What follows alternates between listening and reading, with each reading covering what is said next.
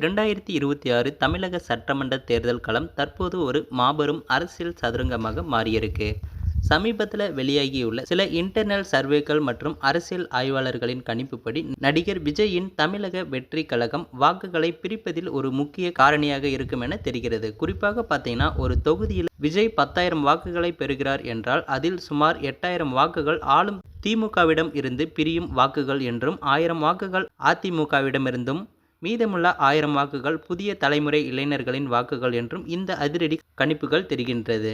இந்த கணக்கீடு உண்மையாகும் பட்சத்தில் விஜயின் வருகை அதிமுகவை விட திமுகவுக்கு தான் மிகப்பெரிய நஷ்டத்தை ஏற்படுத்தும் என அஞ்சப்படுகிறது. பொதுவாகவே ஆளுங்கட்சி மீது நிலவும் அதிருப்தி, ஓட்டுகள் மற்றும் மாற்றத்தை விரும்பும் இளைஞர்களின் வாக்குகள் திமுகவின் வெற்றியை தீர்மானிக்கும் சக்தியாக இருக்கும். ஆனால் விஜய் அந்த வாக்குகளை குறிவைப்பதில்லை. திமுகவின் கோர் ஓட்டு வங்கியில் பெரிய ஓட்டை விழ வாய்ப்புள்ளது. இதனால் பல தொகுதிகளில் திமுகவின் வெற்றி வாய்ப்பு நூலிழையில் நழுவக்கூடும் என அரசியல் விமர்சகர்கள் எச்சரிக்கின்றனர்.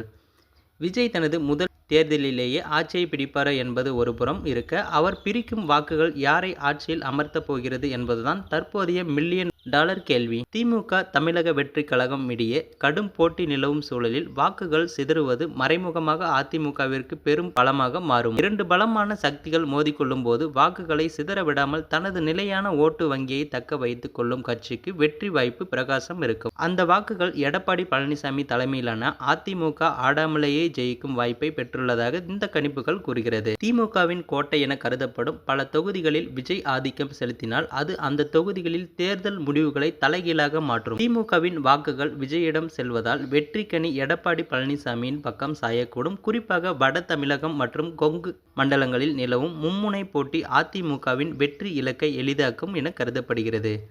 விஜயால் திமுகவின் வாக்கு சதவீதம் குறைந்தால் அது எடப்பாடி பழனிசாமிக்கு மீண்டும் முதலமைச்சர் பதவியை பெற்றுத்தரக்கூடும். எந்த ஒரு புதிய கட்சியின் வருகையும் ஆளுங்கட்சிக்கு அதிக சவாலாக இருக்கும் என்பதற்கு தமிழக வரலாறு பல உதாரணங்களை கொண்டுள்ளது. விஜயகாந்தின் தேமுதிக 2026 ஏற்படுத்திய தாக்கம் திமுகவின் வெற்றியை பாதித்ததை போல் இப்போது விஜயின் தமிழக வெற்றி கழகம் திமுகவின் வெற்றி பயணத்திற்கு முட்டுக்கட்டை போடக்கூடும். திமுகவின் பலமான கட்டமைப்பை உடைக்கும் விஜய் எடுக்கும் முயற்சிகள் இறுதியில் அதிமுகவின் வெற்றி பாதையை சீரமைத்து கொடுப்பதாகவே அமையும் என அரசியல் ஆய்வாளர்கள் அடித்து சொல்கிறாங்க.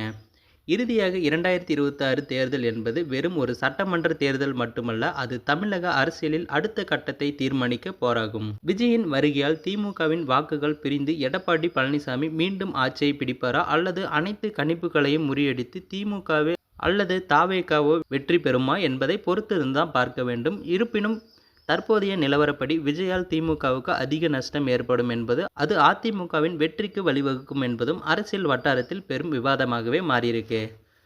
ஸோ வரும் 2026 உங்களது ஓட்டு யாருக்கு, யார் வந்தால் நல்லா இருக்கும்ன்றது உங்களோட கமெண்ட்டை மறக்காமல் சொல்லிட்டு போங்க.